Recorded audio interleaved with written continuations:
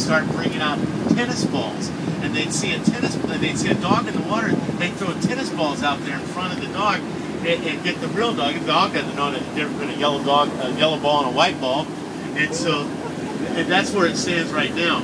And I actually live in Fresno. I don't know if you guys know. Fresno is about 160 miles away, but when I'm in town, I have a boat here at the harbor, and I stay on my boat when I'm in town.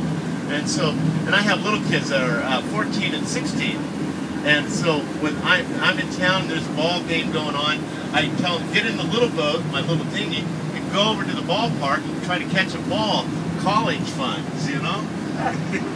and they have a blast. When there's a game going, there's hundreds of boats in here. You can't even drive through here.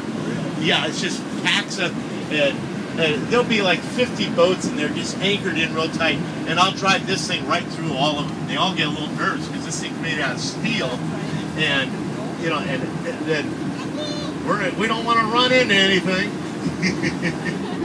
All right. No, we didn't. Yeah. When I first started driving, hey, England, you want to drive? No, I'm just at the back. You did a great job. Thank you very much. Go on, Sammy, have a drive. Now, Europe, you guys all Europe? Where are you from? Turkey? Korea. But you guys both Europe, right? Well, you're not allowed, you have to have a special license to drive. Huh? We're going to go that way. You can't, have you driven a boat? Yeah. It's something that you're not allowed to in your country unless you have a license. And here you can. Seppy's driving the boat. You can have any size boat. My first boat I bought was a 75-foot boat. It didn't have a license. Drove it, no problem whatsoever. Isn't that odd? And I went to Europe, and everywhere I go, I rent a boat. And I was in Venice, and I rented a boat in Venice. You know, have you ever been to Venice? You know those little boats in the morning, the Rosso, the blue. That delivers the food and all the laundry to all the hotels. I went and found him, and he lived in a place like this. And I asked him, I want to borrow one of your boats today. And after a half hour, he finally figured out what I wanted, and he let me use it for the day. And I'm running around Venice in a little cargo boat. And just had a blast. Anyway, so let me tell you a little bit about this boat.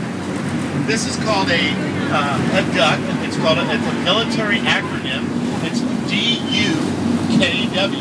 And D means 1942. U meant utility. K meant front wheel drive. And W meant 4 wheels in the back. And in 1942, there were 20,000 of these made by women. They're all made by women, and they're made by Rosie the Riveter because all the men were at war. And then, but only 2,000 of them ever saw service. And then the 18,000 got auctioned off to the public. And actually, this is not an original duck. Our company makes these. We made over 100 of them for this purpose. And the original ducks are a little bit smaller, a little bit narrower, but they go a little faster than us because they're smaller. And they're actually, there's 2 ducks in town that actually operate, and they're red and green. And the men actually hated these things because, notice the blinding speed for running across the water? Well, try to imagine guys on shore shooting at us. They felt like city ducks, and that's where that term came from. Okay, did you drive? Do you want to drive? Do you want to drive? Do you want to drive? I can't believe that. Do you want it? Anybody? Do you want to drive? Huh? All right, let's get her in here. All right, did a good job, buddy. Woo!